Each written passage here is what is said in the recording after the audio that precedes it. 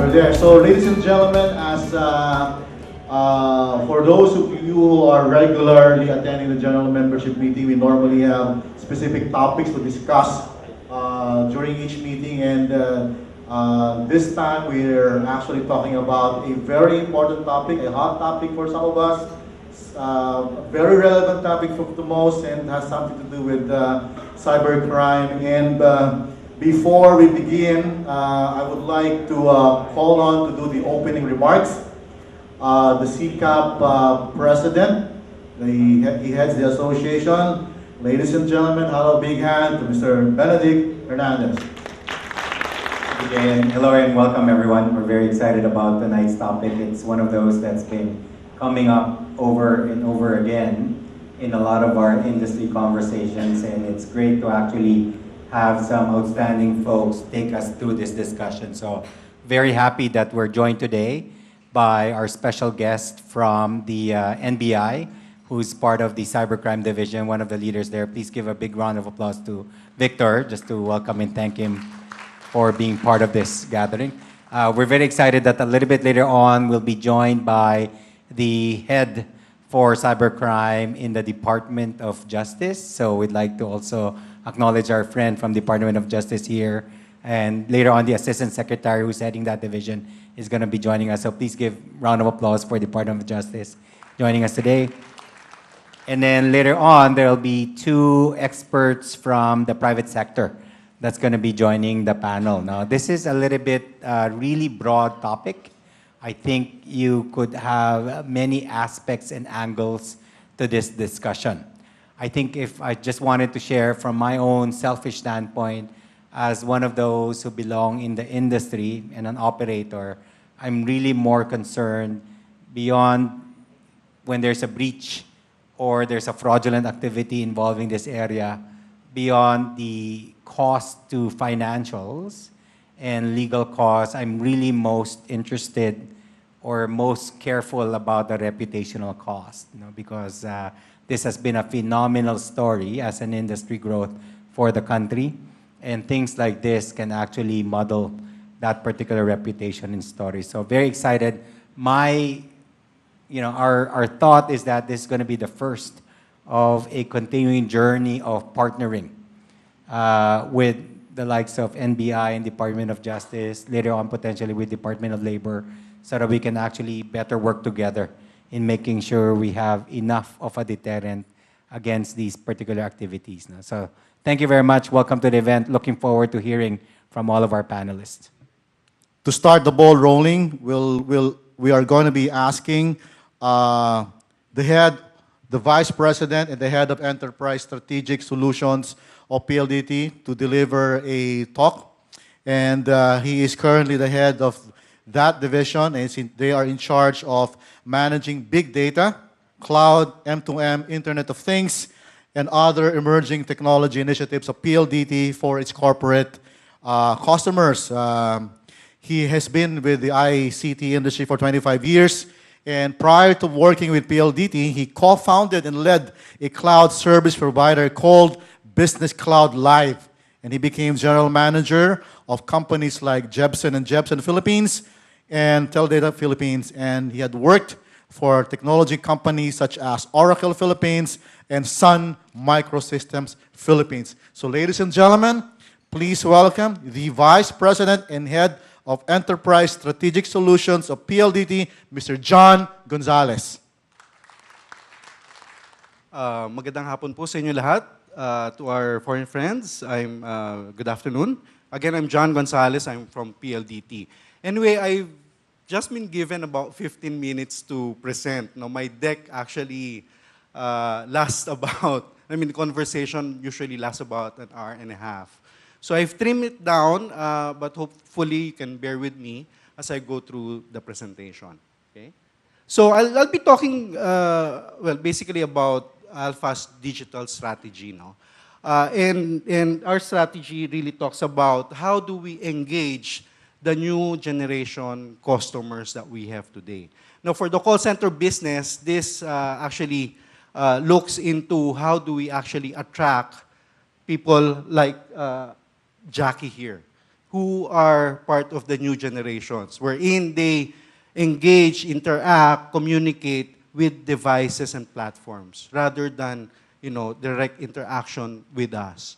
And are our enterprise establishments ready to engage with this new sets of potential hires? So I'll be briefly speaking about, what really our strategy is. And our strategy hinges on what we call big data. Okay? And we believe by using this strategy, we can actually get to attract people to work with us. Okay? So when we talk about big data, we talk about three major elements. The first element is really what we call data acquisition. For big data to work, we need to collect or continually collect data. Secondly, we need to talk about storage and mining. Now, when we talk about storage and mining, we need to actually store data for longer periods of time. The reason for this is that if you store data for longer periods of time, you actually generate patterns or trends. And for people who are analysts, this is very useful. You cannot create data models without creating trends or patterns. The third one is delivery of insights. You do have the data, you store it, you mine it, but what do you actually use it for? And that is where delivery of insights come into play. Okay? Now, I'm going to put it in the context of the call center industry. And this basically how it applies. Now, when you talk about data acquisition, you use this to be able to recruit and also to retain people. When you talk about data storage and mining, of course, you do operational analytics, but there's going to be a new wave of outsourced services. Today, we do business process services, we do voice services, but in the very near future, your customers will ask you to do analytics as well. Now, are you ready? Now, the third one, it's really for recruitment, it's delivery of insights. Now, why is this relevant? No? When you talk about data acquisitions, we need to have methodologies to actually reach out to your prospective hires and actually capture information relevant to you so that eventually in the future you can match those information, those profile, and match it with the skills that you require. Okay? How do you do it? I will actually talk to you about 4 methodologies to acquire or capture new data, which includes mobile presence, web presence, in-store experience, and market research. When we talk about data storage and mining, we'll talk to you about platforms, data science as a service, and insights as a service. And lastly, when we talk about delivery of insights, we talk about target marketing and campaigns management. Okay? So let's start. I'll start off basically with delivery of insights. Kasi I think you need to see what the output of big data is to start off. Okay? I'll start off with a product called Smart Ads. What does Smart Ads do? Smart Ads basically allows customers to be able to send SMS, audio, or video broadcast to your targeted audience. Okay? Now, what we can do for you is actually allow you to use Smart's current opt-in base. Today, Smart has about 72 million subscribers, both postpaid and prepaid. And a large chunk of that are our opted-in base. Now, what opted-in base means, it's basically subscribers who have allowed us to send them messages. So we can actually reach out to them. Okay? Now, that doesn't mean that you can just depend on us. You can actually, on your own right, build your own opted-in base. Okay? Now, when you say opted-in base, this can be your applicants. This can be people who walked into a certain location, probably asking what kind of services you provide, what kind of benefits you provide. It's really being able to capture information. Okay? And the third one, you do targeted marketing with the use of these 3 things. The first one is what we call demographic segmentation, population densities, and geographic location. Now, it's going to be very difficult to do a targeted campaign without this, and I'll tell you why. Okay? For big data, it is very important for you to start doing profiling. Whether it's your customers that you profile, or your employees that you profile, or your potential recruits that you profile. Because each individual, the life, their personality, their behavior changes over time. And that is what we call understanding the customer's life's journey. I may be a student now, but in 5 years, I'd be a parent, and in 5 years, more than 5 years, I'd be probably working, and then eventually I'll retire. And my preference changes over time. Okay? Now, correlated to this is what we call demographic segmentation.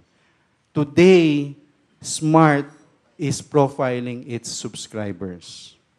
And in fact, we are engaging with a lot of companies today, especially in the FMCG market, for them to actually understand who their customers or employees are. Now, on the left side, you will see demographic segmentation based on age, genders, socioeconomic class, education, device usage. On the right side, you will see what we call psychographic information. This is behavior. Okay? Now, implementing big data allows you to do this. And if you are able to do this, the better your chances of in doing targeted marketing. Okay? Now, this is also a sample of something that we do, and this is what we call, footfall analysis. For some, it's population densities. No? We are able to basically track where devices are moving, where devices are congregating.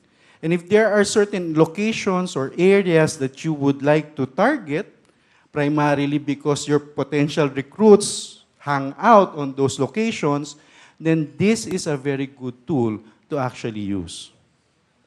Okay? Now, we can do event and location-based triggers. So when we say triggers, it basically sends out an event or message to that individual based on a certain event. So like let's say when they buy something, when they do something, it automatically sends a broadcast. So for example, somebody walks in, does an application, you capture that information, you trigger as a broadcast, thank you for applying, can you come back in 2 weeks' time, and within those 2 weeks, we'll provide you also some kind of incentives. Okay? We can also do targeted offers by profile. So if you've already profiled your potential recruits, then why not also make instant offers? It can be offers to incentivize them to come to you, or it can be anything else. But it can be done. And the third one is what we call location-triggered events. So, visualize it. Anybody who comes in a 2-kilometer radius, you get a message. Now, this location-based services actually being used today, I know for a fact in the US by Starbucks. If you get into a certain perimeter, you get a message, come to our branch and you'll get a free Americano. Something for free. If you are in the nature or in the business of recruiting people, this is actually a good method to get them to come by your shop and apply. Okay? I hope that makes sense. Okay?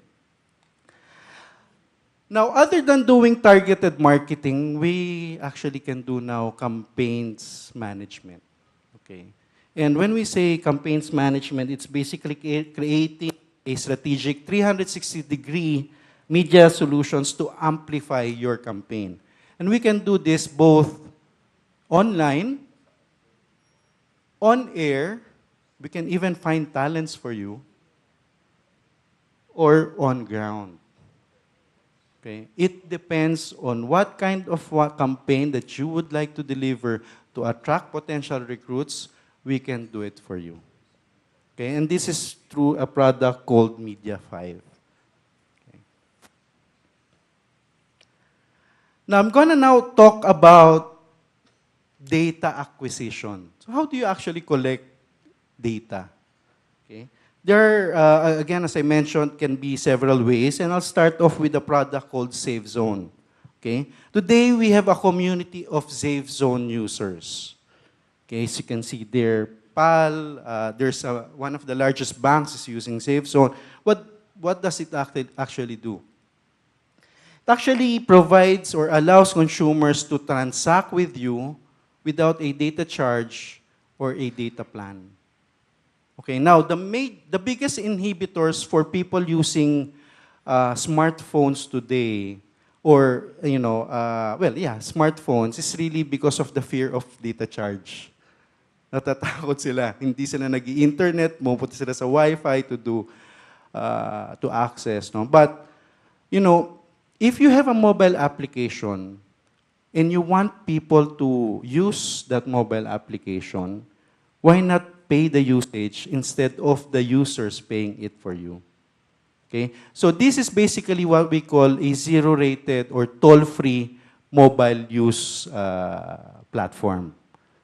Zero-rated. If you have, like, let's say, if you're trying to target 3,000 recruits, you ask your employees, find me recruits. Ask them to go to this mobile page and tell them its usage is for free. The likelihood of people to actually go to your mobile apps would be higher because there's no fear of a data charge. So look at it in the likes of what Viber is doing today. Okay? It can increase brand awareness, enhance customer experience, or for some other companies, increase sales. And you can actually get usage analytics and now start creating your opted-in base. Kasi once you enter that application, they'll normally, you can actually ask them to be part of your opt-in base. So if you don't get to recruit them now, but they're part of your opt-in base, in the future, if you plan to expand, you now have a base of people to call on and recruit. Okay? So here, you're providing a service, and at the same time, you are able to collect information. Okay? The second one I'd like to talk to you about is what we call Wi-Fi Nation. Okay? And this basically provides customers or your potential recruits a way to access the internet free. Okay? Now, why is this important to you?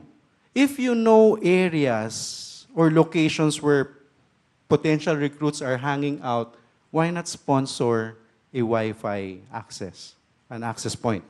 Okay? You will require them to provide information to be able to log in or provide tokenized access. You can conduct instant surveys if you want, and push advertisements. Okay?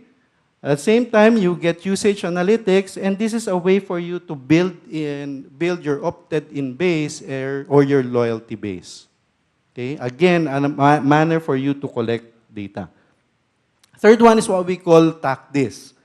In fact, this is kind of hot, a very hot product, no? Especially for some of the call centers. And I'll tell you why. We actually help customers today build their online stores. Okay? Now, if you're providing incentives to your potential recruits or your current employees, why not provide them an incentives using an online store? You can build one and, forgo with the vouchers that you provide them. Yung mga gift checks. No? Look at this similar to what Zalora and Lazada is doing. You can build your online store or you can be part of a marketplace. So if you have, like, let's say 30,000 employees and you incentivize them based on performance, give them points. Allow them to generate points, and once they hit a certain point, they actually get or receive options on merchandises that are relevant to them or that you would like to provide them. Okay? So again, it eliminates the need for you to give the gift checks. Okay? And the good thing about this is it has its own payment gateway, and the merchandise can be delivered to your employee's footstep. Don't worry about the delivery kasi the service includes delivery. Okay? Again, you are able to get usage analytics, and it's another way for you to build loyalty. Okay? Now, this is another platform that we have today. It's called our market survey platform. You know for a fact that, well, almost all companies do market research, and they do this to actually understand their employees, customers, or potential recruits' sentiments. Okay, and the traditional way of doing it is really pen and paper. Okay, here we do surveys via mobile phones. Now, we are actually doing a study today for the BPO industry. And you know, what's surprising is people actually respond to surveys based on instant gratification. You know, they will answer a survey because of a 200, 300, 500 peso load. Seriously. But this is instant, no? Again, we do this and we still work with market research firms like Ipsos. Okay? Now, lastly, we'll talk about, you know, you want to target a market segment, you're collecting data today, but what do you do with that data? This is where big data platform really comes to play. Okay? Today, EPLDT and PLDT provides analytics platform on subscription basis. So you can start very small and then scale once your data becomes bigger. Okay? Again, this is on subscription basis. If you have the platform, you have the data, but you do not have the people or the talent to do the analytics, we actually now offer what we call data science as a service. So we have a talent pool of data scientists that can do the data modeling, the analytics, the algorithms, the data exploration for you or for your customers. Okay? Just in case that, you know, your data sets today are not enough, probably you want to call PLDT and Smart, we can also provide data to you as a service, or if not, we can also do federated data sharing. Okay? Again, part of our services includes footfall analysis.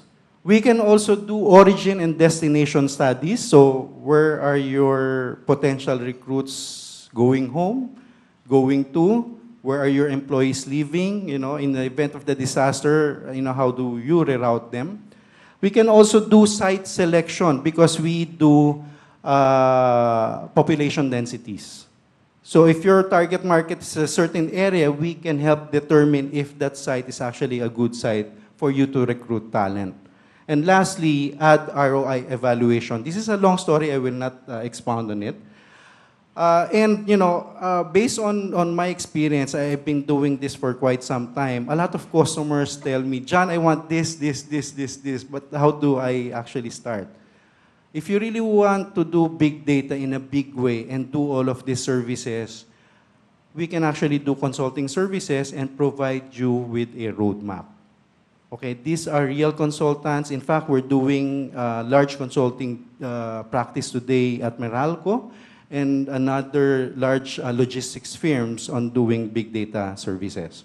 Okay, now that's basically big data. Give me a few more minutes. I'll talk to you about our cloud services. Today we have infrastructure as a service. We also offer bare metal as a service. Platform as a service if you'd like to develop your own applications. Disaster recovery as a service.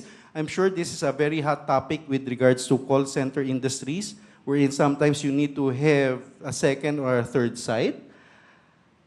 storage as a service, and lastly, video monitoring as a service. These are cloud-based video cameras, okay, to provide security to your facilities.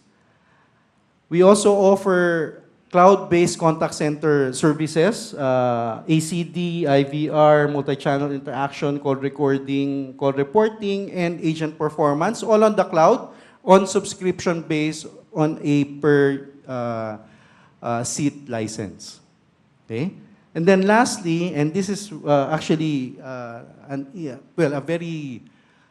product that's really very on demand today. It's not even Google, it's not Office 365. It's desktop as a service.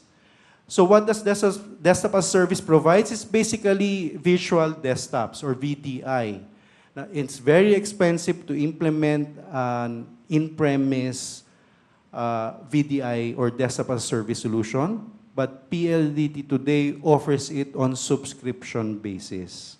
Okay? So if you're interested, desktop as a service actually eliminates the need for you to buy desktops every now and then because you start using thin clients instead of desktops. Okay? So if you are interested in any of these services, I know I sound like a salesperson, but I do hope that some of these solutions help you and find that competitive advantage in the market. So again, many thanks to everyone, and good afternoon to all. He is the Executive Officer of the Cybercrime Division of the National Bureau of Investigation. So ladies and gentlemen, aside from him being a certified public accountant, he is also a certified fraud examiner. Okay? He's also a certified protection professional. So if you're looking for somebody to protect you, okay? And he's a former special investigator of the U.S. Secret Service. And he's also the former head of corporate security of American Express Philippines. So it's a little bit of a private sector background and a government background, both in the Philippines and also in the U.S. So ladies and gentlemen, we're very fortunate to have him with us tonight. Again, the Executive Officer of the Cybercrime Division of the National Bureau of Investigation. Please welcome Mr. Victor Lorenzo. I'm going to discuss cybercrimes, some of the effects of cybercrime in our personal lives as well as professional lives. Cybercrime, if we have the fight of the century, Manny Pacquiao and Floyd Mayweather, cybercrime is considered the crime of the century. Imagine, they have calculated the damages in terms of dollars. It is 110 trillion US dollars worldwide in 2014. If you're going to calculate that, do you think how many space shuttles could you launch if you have this amount of money? How many? Can you guess? If you can guess the number of space shuttles that you could launch with this amount of money, I'm going to give you a mousepad. Mousepad of Cybercrime Division, where you could see our website, telephone numbers, and other contact details. Any guess? How many, ma'am? 10? No, ma'am. 110 space shuttle flights. So next slide, ma'am. So cybercrime, because of the advancement of technology, also changes our lifestyle. Just like criminals, fraudsters change their way in their chosen profession. They use the power of the internet to do what they do, which is cybercrime. Let's go back in time. Next slide, please. Remember that in the prehistoric times, we leave our footprints by writing on the caves. And we print our legacies in stones. But right now we are what? We are writing or preserving our writings in the clouds. So you could avail the services of PLDT in saving your memories in the clouds. Next slide, please. These are some of the motivations for cybercrime. Of course, you will be more interested in industrial espionage, theft of information, theft of personal information. But on a personal level, we will always be affected by cybercrime if the individual utilizing the facilities of the internet in stalking, in vengeance, bullying, and just out of curiosity. These are some of the motivations why people commit cybercrime. Just like in any other crime, it is the same. But it is much, much easier. Before you could launch libelous issues or libelous writings about an individual, you have to publish. Right now, in the coldness of the night, in their comfort of their room, a 5-year-old can actually launch libelous issues against individuals. Next slide, please. Always remember that cybercrime is around us. While you're sleeping, your phone you will be receiving a call or a text that you won thousands or hundreds of thousands of pesos, even if you did not